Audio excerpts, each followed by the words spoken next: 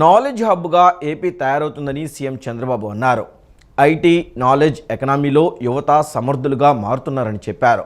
విదేశాల్లోని మన దేశ ఐటీ నిపుణుల్లో 30% తెలుగువారని తెలిపారు. డీప్ టెక్నాలజీతోనూ ఉపాధి అవకాశాలు మెరుగుపడతాయన్నారు. పర్యాటక రంగంలోనూ కొత్త విధానాలు తీసుకొచ్చేలా ఆలోచన చేస్తున్నామని అన్నారు.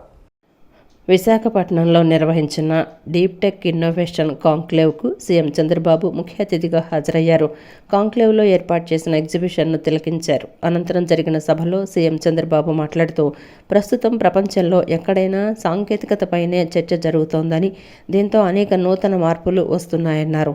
జీవితంలో అది ఓ భాగంగా మారిందని చెప్పారు. భారత్లో ఆధార్ సాంకేతికత అనుసంధానంతో అన్ని వివరాలు తెలుస్తున్నాయని, 1995లో తొలిసారి సీఎం అయ్యాక హైదరాబాద్లో ఐటీ రంగం అభివృద్ధికి కృషి చేశానన్నారు. PPP పద్ధతిలో హైటెక్ సిటీని నిర్మించామన్నారు. ఇప్పటి వరకు ప్రభుత్వ, ప్రైవేటు భాగస్వామ్యంతో పనులు జరిగేవని, కొత్తగా P4 విధానం తీసుకొస్తున్నామని అన్నారు. ఇక నుంచి ప్రజలు, ప్రభుత్వం, ప్రైవేటు భాగస్వామ్య విధానంతో ముందుకు వెళ్తామని తెలిపారు. డీప్ టెక్నాలజీతోనూ ఉపాధి అవకాశాలు మెరుగుపడతాయన్నారు. పర్యాటక రంగంలోనూ కొత్త విధానాలు తీసుకొచ్చేలా ఆలోచనలు చేస్తున్నామని చెప్పారు. ప్రస్తుతం డ్రోన్లు కూడా కీలకంగా మారాయని, వాటితోనూ అన్ని పనులు చేసుకునే పరిస్థితికి వచ్చామన్నారు. నదుల అనుసంధానంతో నీటి కొరత ఉండదని తెలిపారు. ఆహార ఉత్పత్తులు సరఫరాలో గ్లోబల్ హబ్గా ఏపీ మారబోతోందని చెప్పారు. అరకు కాఫీకి అంతర్జాతీయంగా గుర్తింపు ఉందని, రాష్ట్రానికి ఉన్న వనరుల్లో అధిక తీర ప్రాంతం ఒకటని చెప్పారు. పెట్టుబడులతో వస్తున్న వారికి అన్ని రకాల సదుపాయాలు కల్పిస్తున్నామని చంద్రబాబు తెలిపారు.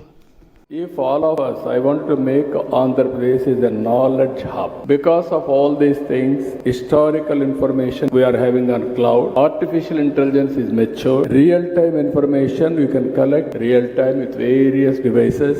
One is cell phone.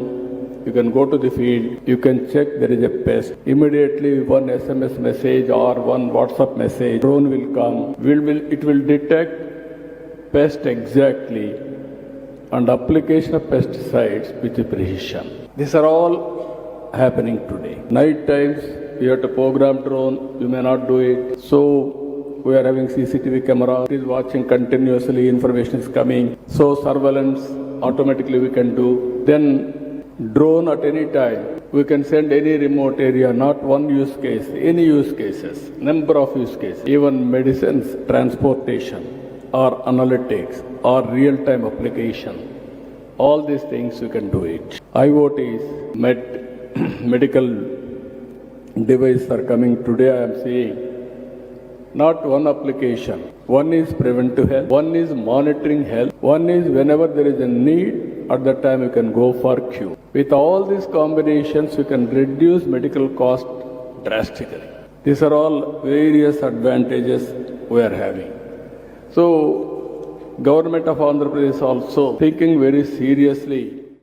ప్రధానమంత్రి నరేంద్ర మోదీ జానపద కళలకు, ఇండియన్ కల్చర్కు, సంస్కృతి సాంప్రదాయాలకు పెద్దపీట వేశారని కేంద్ర మంత్రి నటుడు సురేష్ గోపి అన్నారు. కర్ణాటక సంగీతాన్ని కృష్ణవేణి సంగీత నీరాజనం ద్వారా ప్రజలకు తెలియపరచడం చాలా సంతోషంగా ఉందని కేంద్ర మంత్రి నటుడు సురేష్ గోపి తెలిపారు.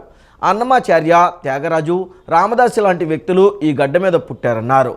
అహోబిలం, కేరళ, మైసూరులో కూడా సంగీత నీరాజనం లాంటి కార్యక్రమాలు ఎన్నో నిర్వహిస్తున్నారని చెప్పారు. నగరంలోని తుమ్మలపల్లి కళాక్షేత్రంలో ప్రతిష్టాత్మకంగా నిర్వహిస్తున్న కృష్ణవేణి సంగీత నీరాజనం కార్యక్రమంలో మంత్రి కందుల దుర్గేష్, కేంద్ర మంత్రి నటుడు సురేష్ గోపి పాల్గొన్నారు. ఈ కార్యక్రమంలో భాగంగా సామాజిక రంగమున సంగీతాన్ని కేంద్ర మంత్రి సురేష్ గోపి పాడి వినిపించారు. ఈ సందర్భంగా కేంద్ర మంత్రి సురేష్ గోపి మాట్లాడుతూ, విజయవాడకు రావటం తన సొంత ఇంటికి వచ్చినట్లుందన్నారు. తనను ఒక కళాకారుడిగా, నటుడిగా ఆంధ్ర ప్రజలు ఎప్పుడూ స్వాగతిస్తున్నారని చెప్పారు. కర్ణాటక సంగీతాన్ని విజయవాడ నగరవాసులకు పరిచయం చేయటం చాలా సంతోషంగా ఉందన్నారు. సంగీత ప్రియులకు ఇది ఒక శుభపరిణామమని, ఇలాంటి కార్యక్రమాలు మరెన్నో జరగాలన్నారు. రాబోయే జనరేషన్స్కు కర్ణాటక సంగీతం గురించి నేర్చుకోవటం చాలా అవసరమని తెలిపారు. మైసూరులో జరిగే సుగంధ సంగీత ఫెస్టివల్ కూడా ఎంతో వైభవపేతంగా జరిగిందని చెప్పారు. ఈ 3 రోజుల పాటు జరిగే కర్ణాటక సంగీతంలో పాడేవారికి, శ్రోతలకి, అందరికీ మన హిస్టరీ, వాల్యూస్ తెలుసుకోవాల్సిన అవసరం ఎంతైనా ఉందని తెలిపారు. తెలుగులో సాగరు సంగమం, శంకరాభరణం ఈ 2 చిత్రాలు కర్ణాటక సంగీత స్థాయిని పెంచాయన్నారు. సోమయాజులు పాడిన పాటలు ఎంతో మనసుకు హత్తుకొని ఉన్నాయంటూ బ్రోచే వారెవరురా అంటూ పాటను పాడి వినిపించారు.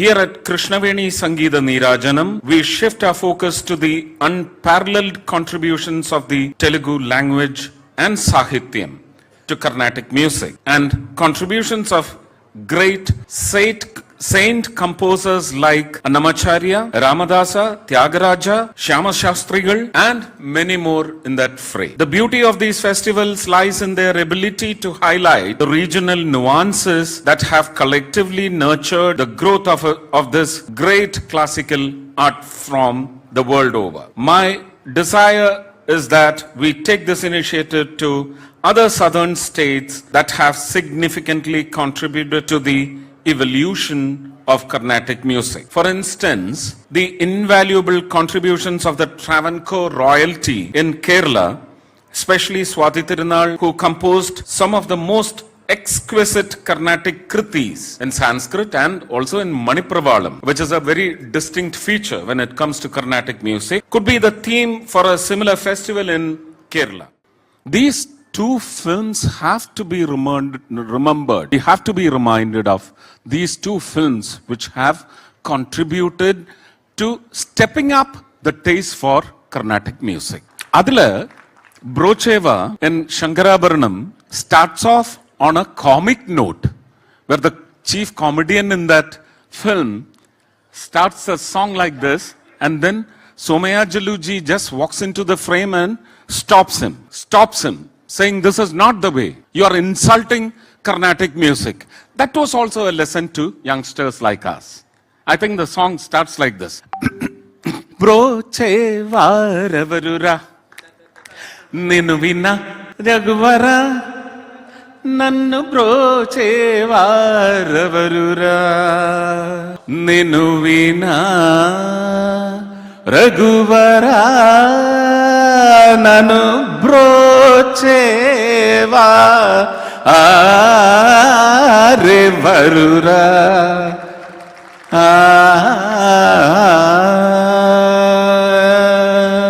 Thank you. అనంతరం మంత్రి దుర్గేష్ మాట్లాడుతూ రాష్ట్రంలో ఉన్న సంగీత రంగంలోని కళాకారులను ఒకసారి మననం చేసుకోవడానికి కార్యక్రమాన్ని నిర్వహిస్తున్నామని అన్నారు. విజయవాడలో ఈ కార్యక్రమాన్ని నిర్వహించుకోవటం ఎంతో గర్వకారణమని తెలిపారు.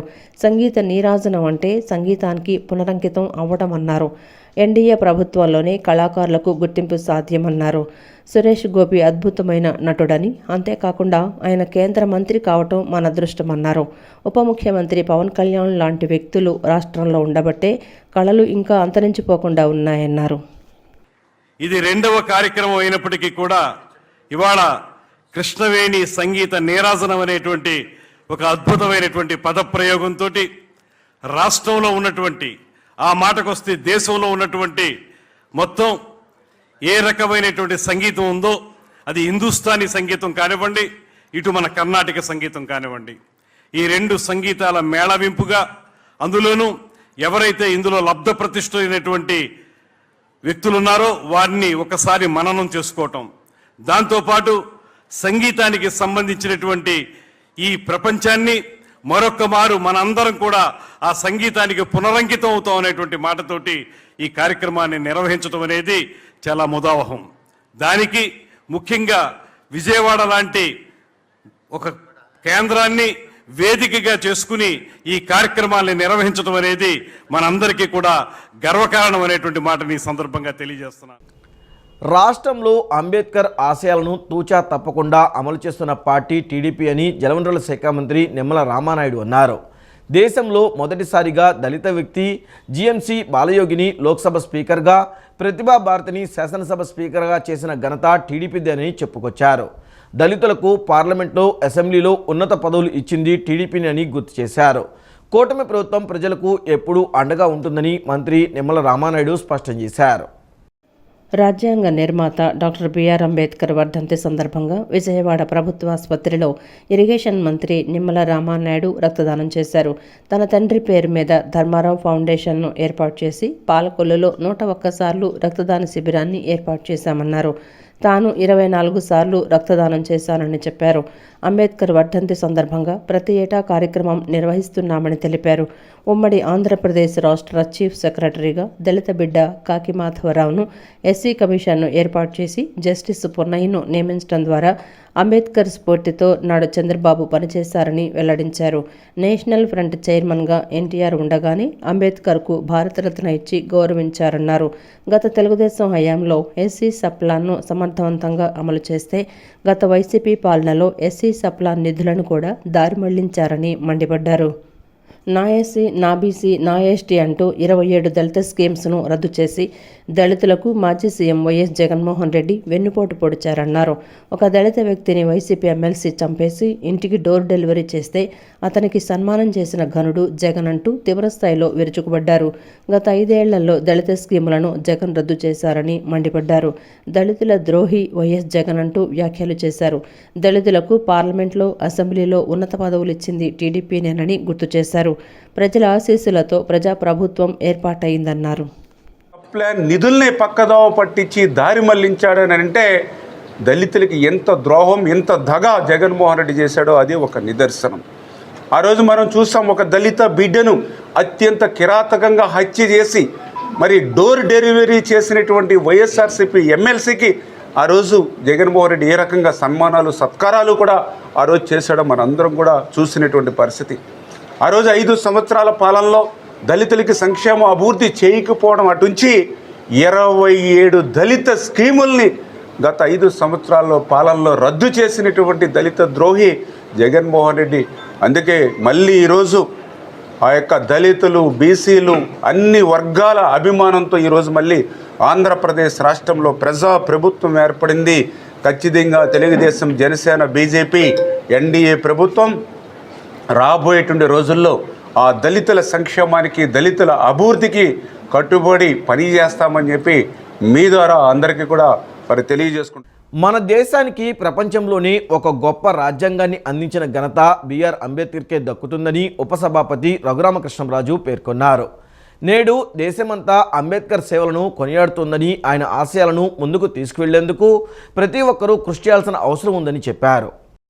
భారత రాజ్యాంగ నిర్మాత భారతరత్న డాక్టర్ బిఆర్ అంబేద్కర్ 68వ వర్ధంతిని పురస్కరించుకుని నేడు అసెంబ్లీ సమావేశ మందిరంలో రాష్ట్ర శాసనసభ ఉపసభాపతి రఘురామకృష్ణరాజు అంబేద్కర్ చిత్రపటానికి పుష్పాంజలి సమర్పించి ఘనంగా నివాళులర్పించారు.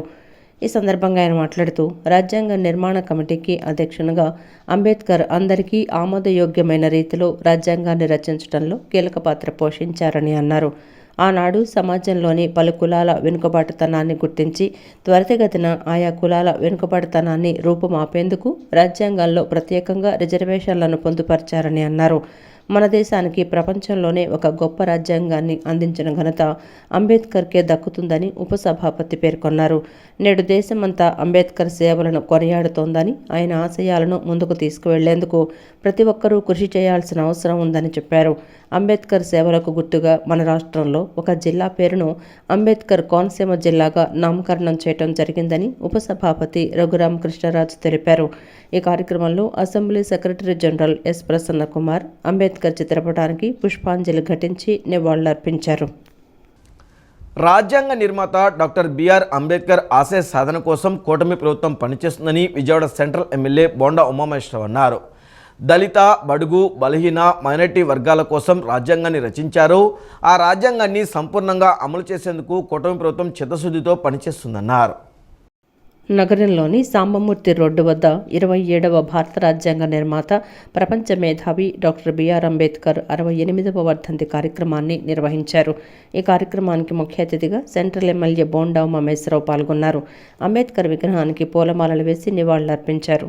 అనంతరం ఎమ్మెల్యే బోండా ఉమామహేశ్వరరావు మీడియాతో మాట్లాడుతూ తెలుగుదేశం పార్టీ ఆ మహానుభావుడికి ఘన నివాళులు అర్పిస్తున్నట్లు తెలిపారు.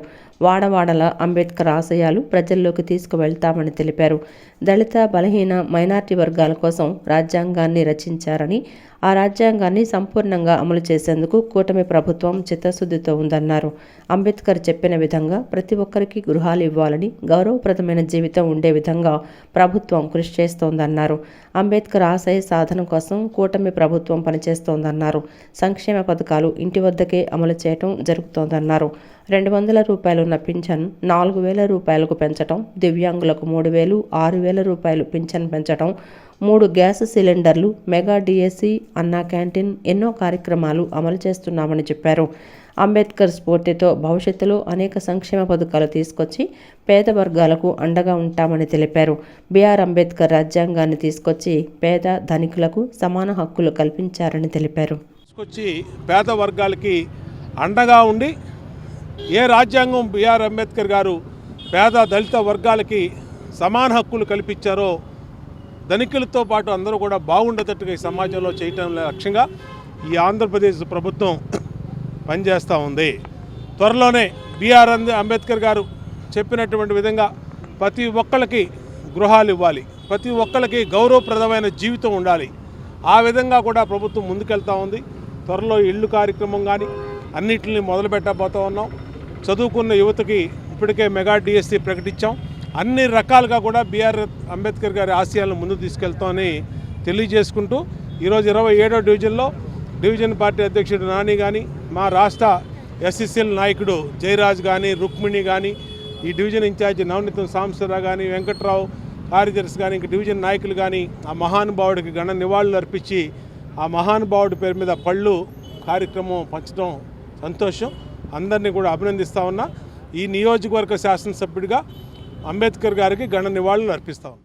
రాష్ట్ర ప్రభుత్వం ముఖ్యమంత్రి ఆదేశాలకు అనుగుణంగా రాష్ట్ర వ్యాప్తంగా శుక్రవారం నుంచి 33 రోజుల పాటు రెవెన్యూ సదస్సులు జరుగుతాయని, రెవెన్యూ సదస్సుల ద్వారా భూ హక్కుకు భరోసా కల్పిస్తూ భూ సమస్యలను పరిష్కరించడం జరుగుతుందని రాష్ట్ర రెవెన్యూ శాఖ ప్రత్యేక ప్రధాన కార్యదర్శి ఆర్పి సిసోడియా అన్నారు.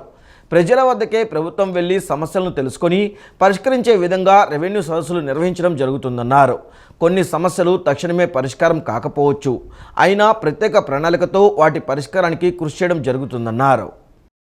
జగ్గయ్యపేట మండలం తక్కిళ్లపాడు గ్రామ సచివాలయం వద్ద స్థానిక శాసనసభ్యులు శ్రీరామ్ రాజగోపాల్, జిల్లా కలెక్టర్ డాక్టర్ జి లక్ష్మీశ తదితరులతో కలిసి ఆర్పి సిసోడియా రెవెన్యూ సదస్సును ప్రారంభించారు. సదస్సులో తొలుత గౌరవ ముఖ్యమంత్రి వర్యుల సందేశాన్ని చదివి వినిపించారు. అనంతరం సిసోడియా మాట్లాడుతూ ప్రజల వద్దకే ప్రభుత్వం వెళ్లి సమస్యలను తెలుసుకొని పరిష్కరించే విధంగా రెవెన్యూ సదస్సులు నిర్వహించడం జరుగుతోందన్నారు. కొన్ని సమస్యలు తక్షణమే పరిష్కారం కాకపోవచ్చని, అయినా ప్రత్యేక ప్రణాళికతో వాటి పరిష్కారానికి కృషి చేయడం జరుగుతుందన్నారు. ఇప్పటికే పరిష్కరించిన సమస్యలపైన ప్రజాభిప్రాయాన్ని తీసుకోవటం జరుగుతుందన్నారు. సమిష్టిగా సమస్యను సరిదిద్దుకోవాల్సిన అవసరం ఎంతైనా ఉందన్నారు. జిఆర్ఎస్లో రిజిస్టర్ అయినాయి, వాటి అన్నిటినీ మళ్ళీ ప్రజల ముందుకి పెట్టి ఒక సోషల్ ఆడిట్ లాగా ఈ సమస్యలు ఉన్నాయి, మేము మా లెక్క ప్రకారం పరిష్కారం అయిందా లేదా అని అడుగుతాం. ప్లస్ కొత్త అర్జీలు తీసుకొస్తాం. పీజీఆర్ఎస్లో సెపరేట్ ఒక మాడ్యూల్ పెట్టాం. డైలీ దాన్ని డాష్ బోర్డ్ చూసుకొని గౌరవనీయులైన మా మినిస్టర్ గారు, రెవెన్యూ మినిస్టర్ గారు, తర్వాత గౌరవనీయుల చీఫ్ మినిస్టర్ గారు డైలీ దాన్ని మానిటర్ చేస్తున్నారు, అబ్జర్వ్ చేస్తున్నారు. కలెక్టర్లు అందరూ అప్రమత్తంగా ఉన్నారు. ఆ మొత్తం రెవెన్యూ సిబ్బంది ఈ రోజు నుంచి 33 రోజుల దాకా ఫీల్డ్లో ఉంటుంది, తిరుగుతుంది. సమస్యలన్నీ పరిష్కారం చేయడానికి ప్రయత్నాలు చేస్తాము. 8 జనవరి దాకా ఈ ప్రోగ్రాం నడుస్తుంది. సండే పబ్లిక్ హాలిడే రోజులు మాత్రం ఉండదు. అనంతరం కలెక్టర్ లక్ష్మీశ మాట్లాడుతూ భూ సమస్యలకు పులి స్టాప్ పెట్టడం ద్వారా గ్రామం బాగుపడుతుందని, సమాజం బాగుపడుతుందనే ఉద్దేశంతో రాష్ట్ర ప్రభుత్వం అత్యంత ప్రతిష్టాత్మకంగా రెవెన్యూ సదస్సులు నిర్వహిస్తున్నట్లు అన్నారు. చిన్న సమస్య అయినా పరిష్కరించకుండా వదిలేస్తే అది పెద్దదిగా మారి సామాజిక సమస్యగా తరతరాలను వెంటాడుతుందని పేర్కొన్నారు. పిటిషన్లను ఆర్టీజీఎస్ గ్రీవెన్స్ పోర్టల్లో ప్రత్యేకంగా తీర్చిదిద్దిన విండోలో నమోదు చేయడం జరుగుతుందన్నారు. సో ఇవన్నీ పరిష్కరించడానికి మనశ్శాంతిగా ఉండడానికి ఇది ఒక అవకాశం అనేది మాత్రం భావిస్తున్నాను. కాబట్టి ప్రజలు ఓపెన్ హార్ట్తో ముందుకు రావాలి, ఈ కార్యక్రమం సద్వినియోగం చేసుకోవాలి. సో దీన్ని మానిటర్ చేయడానికి సీఎం గారి ఆదేశాలతో పీజీఆర్ఎస్లో అదే పబ్లిక్ గ్రీవెన్స్ రిడ్రెసల్ సిస్టంలో ఒక ప్రత్యేక విండోని ఇచ్చి ఉన్నారు. దాన్ని ప్రతిరోజు వచ్చే ఈ రెవెన్యూ సదస్సుల్లో వచ్చే సమస్యల్ని ఆ సీఎంఓ నుంచి కూడా మానిటర్ చేస్తూ టైం లైన్లో దాన్ని సర్వే చేసి రిజాల్వ్ చేస్తున్నారు లేదా అనేది కూడా మానిటర్ జరుగుతుంది. కాబట్టి అధికారులందరికీ కూడా చెప్పడం జరిగింది. అదే ప్రకారంగా గ్రామ సేవకు అధికారులు కూడా దీని పని మీద ఉంటారు వచ్చే ఒక నెల. అలాగే ఈరోజు ఈ టెక్కలి గ్రామాలకి CCLA revenue secretary sir Sisodia sir కూడా వచ్చున్నారు. సార్ ఆదేశాలు కూడా ఇచ్చున్నారు ఇప్పుడే ఎప్పటికప్పుడు ఇవన్నీ రిజాల్వ్ చేయాలని. అదే ప్రకారంగా ఎన్టీఆర్ జిల్లాలో రెవెన్యూ సదస్సుని సక్సెస్ఫుల్గా నడిపించి భూ వివాదాలు లేని గ్రామాల్ని తీర్చిదిద్దడమే లక్ష్యంగా ముందుకు అడుగేస్తామని ఈ సందర్భంగా తెలియజేసుకుంటున్నాను. అనంతరం ఎమ్మెల్యే శ్రీరామ్ రాజగోపాల్ మాట్లాడుతూ గ్రామాల్లో భూ సమస్యల పరిష్కారానికి రెవెన్యూ సదస్సులు అనేవి గొప్ప వేదిక అని అన్నారు. ప్రజల ఆస్తులకు రక్షణ కల్పించేందుకు కూటమి ప్రభుత్వం ల్యాండ్ టైటిలింగ్ యాక్టును రద్దు చేయడం జరిగిందని, అదేవిధంగా ల్యాండ్ గ్రాబింగ్ ప్రొహిబిషన్ యాక్టు 2024ను ప్రవేశపెట్టినట్లు వివరించారు. ఎండోమెంట్ ల్యాండ్స్ ఒక ల్యాండ్లో కనుక ఒక సర్వే నెంబర్ ఎండోమెంట్ ల్యాండ్ ఉంటే దాని సర్వే నెంబర్ మొత్తం కూడా 22A పెట్టారు. దాంట్లో ఫర్ ఎగ్జాంపుల్ 10 acres సర్వే నెంబర్లో 1 acre మాత్రమే ఎండోమెంట్కి ఉంది. 10 acres కూడా 22 పెట్టడం చాలామంది ఇబ్బంది పడుతుంది. దాన్ని కూడా పరిష్కారం చేయమని పడిగాము. అదేవిధంగా కొన్ని ల్యాండ్స్ విస్తీర్ణం భూమి మీద విస్తీర్ణం మాత్రం కరెక్ట్గా ఉంటుంది, రికార్డు తక్కువ ఉంటుంది. అటువంటి కొన్ని పరిష్కారం చేయమని చెప్పి కూడా కొన్ని వచ్చినాయి. అదేవిధంగా హైకోర్టు డైరెక్ట్ ఇచ్చింది సీరింగ్ ల్యాండ్ అని చెప్పి, అంటే హైకోర్టు సీరింగ్ ల్యాండ్ కాదు ప్రైవేట్ ల్యాండ్ రిజిస్ట్రేషన్ కరెక్ట్ అని చెప్పి ఇచ్చినప్పుడు కూడా ఆ రికార్డ్ సరి చేయలేదు. అటువంటివి కూడా కొన్ని దృష్టికి వచ్చినాయి. ఇవన్నీ కూడా తప్పకుండా గతంలో ఉన్నటువంటి ల్యాండ్ టైటిలింగ్ యాక్ట్ కావచ్చు, ఫ్రీ హోల్డ్ యాక్ట్ కావచ్చు, దీనివల్ల అనేక అవకతవకలు జరుగుతున్నాయి. ఎటువంటి ఇబ్బంది లేకుండా మేము కూడా చెప్పేది అధికారులు కూడా VROs ఇచ్చే రిపోర్ట్ని పట్టుకొని RI గారు తహసీల్దారు జిల్లా కలెక్టర్ రికమెండ్ చేస్తారు. కాబట్టి అభివృద్ధిలో విజయవాడ సెంట్రల్ నియోజకవర్గాన్ని జిల్లాలోనే నెంబర్ 1 స్థానంలో నిలబెడతామని విజయవాడ సెంట్రల్ ఎమ్మెల్యే బోండా ఉమామహేశ్వరరావు అన్నారు. కూటమి ప్రభుత్వం అధికారంలోకి వచ్చిన కేవలం 6 నెలల్లోనే 100 కోట్ల రూపాయల పనులు ప్రారంభించామని స్పష్టం చేశారు. నగరంలోని వాంబే కాలనీ నందు కార్పొరేటర్ కంచి దుర్గా ఆధ్వర్యంలో ఏర్పాటు చేసిన రోడ్డు నిర్మాణ పనులకు శంకుస్థాపన కార్యక్రమానికి ముఖ్య అతిథిగా సెంట్రల్ నియోజకవర్గ ఎమ్మెల్యే బోండా ఉమామహేశ్వరరావు పాల్గొన్నారు. అనంతరం ఎమ్మెల్యే బోండా ఉమామహేశ్వరరావు మాట్లాడుతూ వాంబే కాలనీలో 50 లక్షల రూపాయల నిధులతో రోడ్లు నిర్మిస్తున్నట్లు తెలిపారు. ఎంపీ కేశినేని శివనాథ్ తాను సెంట్రల్ నియోజకవర్గ ఎమ్మెల్యేగా బాధ్యతలు చేపట్టాక అభివృద్ధి పనులు ఊపందుకున్నాయన్నారు. కూటమి ప్రభుత్వం అధికారంలోకి వచ్చిన కేవలం 6 నెలల్లోనే 100 కోట్ల రూపాయలు పనులు ప్రారంభించామని తెలిపారు. ఆర్థిక లోటు ఉన్నప్పటికీ పనులు వేగవంతంగా చేస్తున్నట్లు వివరించారు. సీఎం చంద్రబాబు నాయుడు మంత్రి నారాయణతో ప్రత్యేకంగా మాట్లాడి అభివృద్ధి పనులకు ఎటువంటి ఆటంకం లేకుండా కృషి చేస్తున్నామని తెలిపారు. సింగునగర్ ట్రాఫిక్ను తగ్గించేందుకు 2వ ఫ్లైఓవర్ నిర్మిస్తామన్నారు. గతంలో తన హయాంలో సింగునగర్, మధురానగర్, దేవీనగర్, మధురానగర్ ఫ్లైఓవర్లను నిర్మించి ప్రారంభించామని స్పష్టం చేశారు. అభివృద్ధిలో విజయవాడ సెంట్రల్ నియోజకవర్గాన్ని జిల్లాలోనే నెంబర్ 1 స్థానంలో నిలబెడతామని ధీమా వ్యక్తం చేశారు. ఏదో విధంగా నిధులు సమకూర్చి అభివృద్ధి పనులకి ఆటంకం రాకుండా విఘాతం రాకుండా చూస్తూ ఉన్నాం. ఇవాళకి 5 నెలల్లోనే 100 కోట్ల రూపాయలంటే మరి ఏ విధంగా పనిచేస్తుంది ఈ ప్రభుత్వం, ఏ విధంగా శాసనసభ్యుడు పనిచేస్తున్నాడు ప్రజలకు తెలుస్తూ ఉంది. అంతేకాకుండా సింగనగర్ శాశ్వత ట్రాఫిక్ సమస్యల పరిష్కారానికి గతంలో సింగనగర్ ఫ్లైఓవర్ కింద RUBని నేనే శాసనసభ్యుడిగా చేశాం. అలాగే మధురానగర్ డబల్ లైన్ RUBని నేనే శాంక్షన్ చేశాం, పనులు పూర్తి చేసాం, మొన్న ప్రారంభించాం. మధురానగర్, దేవీనగర్ వంతెనని నేనే పూర్తి చేశాం. ఇవాళ సింగనగర్ శాశ్వత పరిష్కారానికి దిశగా సింగనగర్ 2వ వంతెన నిర్మాణాన్ని, ఆ అప్పట్లో మొదటి వంతెన నిర్మాణాన్ని చంద్రబాబు నాయుడు ముఖ్యమంత్రిగా ఉన్నప్పుడు చేసిందే, మళ్ళా ఇవాళ 2వ వంతెనకు ప్రతిపాదనలు సిద్ధం చేశాం. దానికి మొన్నే ముఖ్యమంత్రి గారికి కలిసి వివరించాం. ఆయన కూడా మన వరదల్లో ఇక్కడే ఉండి సింగనగర్ ఫ్లైఓవర్ మీద అనేక సార్లు చూస్తాం వల్ల ఆయనకి ఒక అవగాహన ఉంది. అట్లాగే కేంద్రం దృష్టికి కూడా రేపు పార్లమెంట్ సభ్యులు శివనాథ్ చిన్ని, నేను కలిపి రైల్వే మంత్రిని కలిసి దాన్ని శాంక్షన్ చేపిస్తాం. ఎటువంటి పరిస్థితులు ఈ టర్మ్లో పూర్తి చేస్తాం. రోడ్లకి ఇంకా 3-4 రోడ్లు ఉన్నాయి, అవన్నీ కూడా పూర్తి చేస్తామని ఈ 50 లక్షల రూపాయలతో ఈ ఒక నిర్మాణం మొదలుపెట్టాము. మన బోండా ఉమా గారి ఆదేశాల మేరగా ఈ కార్యక్రమాన్ని చేపట్టారు. ప్రతిదీ మేము ఉన్నాము చేస్తాము అని ఆయన ముందుకొచ్చారు. అలాగే మన చంద్రబాబు నాయుడు గారు కూడా ప్రతి విషయంలో ఆ రోజు వరదల్లో ఎంతమంది అసలు తను అంత వయసులో కూడా ఆయన నీళ్ళల్లో ఉండి ఎవరికి ఏ ఇబ్బంది రాకూడదు, ఎవరు కూడా ఇది ఇబ్బంది పడకూడదని తను ప్రతిదీ కూడా దగ్గరుండి చూసుకున్నారు. అప్పుడు ఈ రోడ్లు ఈ ఒక బాంబే కాలనీలో ఇలాగుంది, ఇలా చెయ్యాలి అని తను దాకా వెళ్ళింది. తను ముందుకొచ్చి మాకు ఈ రోడ్లు వేపిస్తున్నారు. ప్రతి ఒక్కరికి విద్య అందాలి, అంటరానితనం నిర్మూలన జరగాలి, ప్రతి ఒక్కరికి స్వేచ్ఛ అవసరమని అంబేద్కర్ రాజ్యాంగాన్ని రచించారని నగర మేయర్ రాయని భాగ్యలక్ష్మి అన్నారు. ఇంత గొప్ప రాజ్యాంగాన్ని రచించిన అంబేద్కర్ ఆశయాలను పుణికిపుచ్చుకొని ప్రతి ఒక్కరూ ఆయన అడుగుజాడల్లో నడవాలని ఆమె ఆకాంక్షించారు. రాజ్యాంగ నిర్మాత డాక్టర్ బాబాసాహెబ్ అంబేద్కర్ వర్ధంతి కార్యక్రమం పశ్చిమ నియోజకవర్గంలోని 55వ డివిజన్ స్థానిక కార్పొరేటర్ పూర్ణ ఆధ్వర్యంలో నైజాం గేట్ సెంటర్లో నిర్వహించారు. ఈ కార్యక్రమంలో నగర మేయర్ రాయన భాగ్యలక్ష్మి, మాజీ ఎమ్మెల్యే వెల్లంపల్లి శ్రీనివాసు ముఖ్య అతిథులుగా విచ్చేశారు. అంబేద్కర్ విగ్రహానికి పూలమాల వేసి నివాళులర్పించారు. అనంతరం స్థానికులకు పండ్లు పంపిణీ చేశారు. ఈ సందర్భంగా మేయర్ రాయన భాగ్యలక్ష్మి మాట్లాడుతూ ప్రతి ఒక్కరికి విద్య అందాలి, అంటరానితనం నిర్మూలన జరగాలి, ప్రతి ఒక్కరికి స్వేచ్ఛ అవసరమని అంబేద్కర్ రాజ్యాంగాన్ని రచించారని అన్నారు. ఆ రాజ్యాంగాన్ని పుణికిపుచ్చుకొని ఆశయాలను ముందుకు నడిపించారన్నారు. బీసీ మహిళగా తనకు మేయర్గా అవకాశం కల్పించారన్నారు. అంబేద్కర్ గారి 68వ వర్ధంతి సందర్భంగా మన పూర్ణ గారు ఆధ్వర్యంలో ఈరోజు నివాళులు అర్పించడం జరిగింది.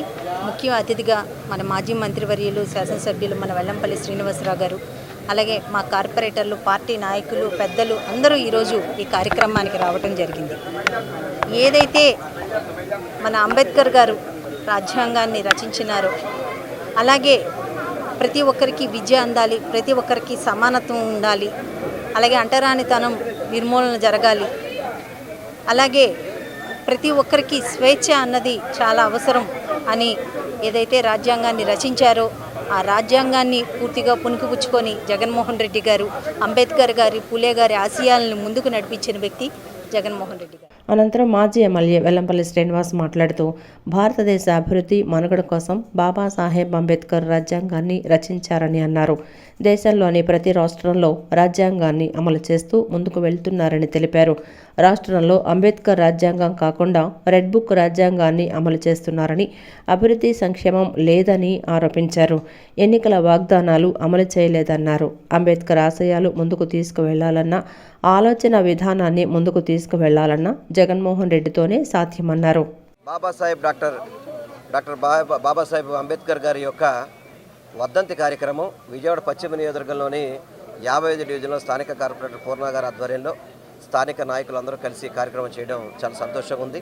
ఈ కార్యక్రమానికి ముఖ్య అతిథి కింద మన మేయర్ గారు రాయన భాగ్యలక్ష్మి గారు, కార్పొరేటర్సు, పార్టీ నాయకులు అందరూ కూడా రావడం జరిగింది. ఎందుకంటే భారతదేశ అభివృద్ధికి కావచ్చు, భారతదేశ మనుగడకు కావచ్చు ఆ రోజు రాజ్యాంగాన్ని రచించి ఈరోజు భారతదేశంలో ప్రతి రాష్ట్రంలో కూడా అమలు చేసే విధంగా ముందుకెళ్తుంటే మన ఆంధ్ర రాష్ట్రంలో మాత్రం రెడ్ బుక్ రాజ్యాంగం అని చెప్పి అమలు చేస్తూ ఇక్కడ అభివృద్ధి అదేవిధంగా సంక్షేమం లేకుండా కేవలం కక్షపూరితంగానే ఈ రాష్ట్రంలో పరిపాలన జరుగుతుంది. అనంతరం కార్పొరేటర్ పూర్ణ మాట్లాడుతూ 55వ డివిజన్లో అనేక అభివృద్ధి పనులు, సంక్షేమ కార్యక్రమాలను నగర మేయర్, మాజీ ఎమ్మెల్యే వెల్లంపల్లి శ్రీనివాసు చేశారని అన్నారు. అంబేద్కర్ ఆశయాలను నేటి పాలకులు అమలు చేయటం లేదన్నారు.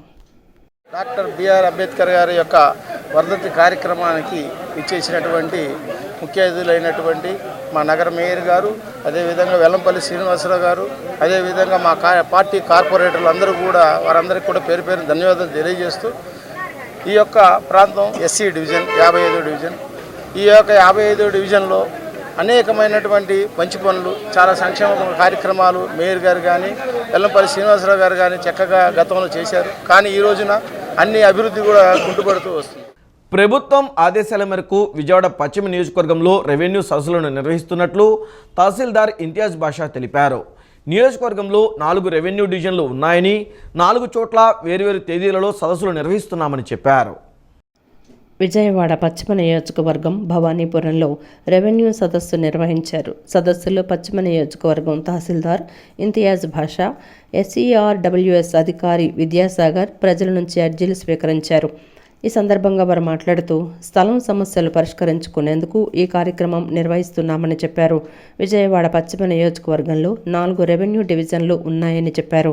నేడు భవానీపురంలో సదస్సు నిర్వహిస్తున్నామని, 10వ తేదీన విద్యాధరపురం, 12న వన్ టౌన్, 18న పాత రాజరాజేశ్వరిపేటలో సదస్సులు నిర్వహించడం జరుగుతుందన్నారు. సరిహద్దు తగాదాలు ఉంటే కూర్చోబెట్టి పరిష్కరిస్తామని అన్నారు. ధృవీకరణ పత్రాలు పొందవచ్చని చెప్పారు. ల్యాండ్ గ్రాబింగ్ జరిగితే కూడా మనం దాన్ని కూడా వాడు అర్జీలు పెట్టుకుంటే దాన్ని కూడా మనకు రిజల్వ్ చేయడానికి మన పరిష్కారం చేయడానికి మనం ప్రయత్నం చేస్తుంటాము.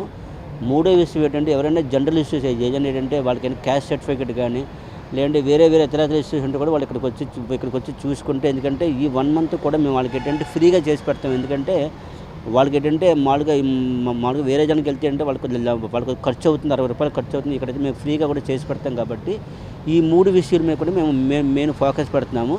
సో కాబట్టి ఏంటంటే మన భవానీపురము నెక్స్ట్ మనకి 4 ఉన్నాయి మన గ్రామ పంచాయతీలు. ఇక్కడ 4 పంచాయతీలు కూడా మనకి మేము 60 రోజు భవానీపురం నెక్స్ట్ మనకి కోర్టు దానికి ఒప్పుకుంటే పరిష్కారం అవుతుంది. అదర్వైజ్ వాడు కోర్టుకు వెళ్లాల్సి ఉంటుంది. బట్ బిఫోర్ కోర్టుకు వెళ్ళాల ముందు మేము అందరం కూర్చోబెట్టి మాట్లాడి పరిష్కరించాలని ప్రయత్నిస్తామన్నమాట. అదే రకంగా ఇవే కాకుండా ఇంకా రెగ్యులర్ సమస్యలు ఏదైనా ఉంటే కనుక ప్రజలు ఎవరైనా రావచ్చు. కొంతమంది ఇప్పుడు మనకి ఇళ్ల స్థలాల గురించి వచ్చారు. సో వాటికి సంబంధించిన అర్జీలు తీసుకున్నాము. ఆ తర్వాత రెగ్యులర్ సర్వీసెస్ ఏదైనా ఉంటే క్యాస్ట్ సర్టిఫికెట్లు కానీ ఎఫ్ఎంసీలు కానీ ఇలాంటివి ఉంటే మనకి జనరల్గా వాళ్ళు ఫీ పే చేయవలసి ఉంటుంది. జిఎస్డబ్ల్యూఎస్లో కానీ లేకపోతే మీ సేవలో కానీ అప్లికేషన్ పెట్టుకోవాలి. అప్లికేషన్ ఫీజు పే చేయవలసి ఉంటుంది. అదే ఈ గ్రామ సభ జరిగే 4 రోజులు ఆ గ్రామ సభలో తీసుకొచ్చి కనుక ఎవరిని ఇస్తే వాళ్ళ దగ్గర ఎటువంటి ఫీ కలెక్ట్ చేయకుండా మేమే ఆన్లైన్ చేసి వెంటనే పరిష్కారం చేసి ఇవ్వడం జరుగుతుంది. నిమ్న జాతులకు నిజమైన పిడికిలి, అనగారిన గొంతులకు ఆత్మ గౌరవపు పెన్నిది, బహుముఖ ప్రజ్ఞాశాలి డాక్టర్ బిఆర్ అంబేద్కర్ అని వేరవల్లి అంబేద్కర్ యువజన సంఘం సభ్యులు పిల్లా రామారావు, మండాది రవీంద్ర, అలుగుల దేవా పేర్కొన్నారు.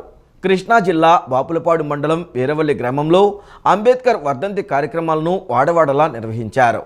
కృష్ణా జిల్లా హనుమాన్ జంక్షన్కు చెందిన కమ్మవారి ఐక్య సేవా సమితి ఆంధ్రప్రదేశ్ ఆధ్వర్యంలో వెలగపూడి లక్ష్మీ గాయత్రి ఉన్నత విద్యకు 40,336 రూపాయల ఆర్థిక సహాయాన్ని కమ్మ సంఘం గౌరవ సలహాదారులు అట్లూరి రాజశేఖర్, వ్యవస్థాపక అధ్యక్షులు పరుచూరి రామకృష్ణలు అందజేశారు.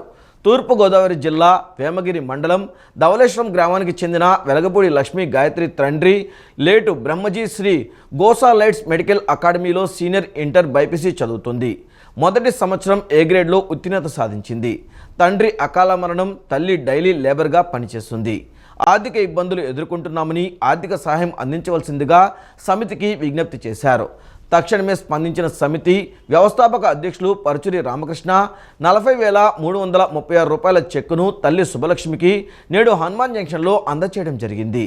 ఈ సందర్భంగా సమితి గౌరవ సలహాదారులు అట్లూరి రాజశేఖర్ మాట్లాడుతూ సమితి ద్వారా గత 5 సంవత్సరాలుగా నిరుపేద విద్యార్థులకు ఉన్నత విద్యకు ఆర్థిక సహాయం, నిరుపేదలకు వైద్య సహాయం అందజేస్తున్నట్లు తెలియజేశారు. ఈ కార్యక్రమంలో సమితి వ్యవస్థాపక అధ్యక్షులు పరుచూరి రామకృష్ణ, పొట్లూరి శ్రీ సత్య ఫణీంద్ర కుమార్, పొట్లూరి బెనర్జీ తదితరులు పాల్గొన్నారు.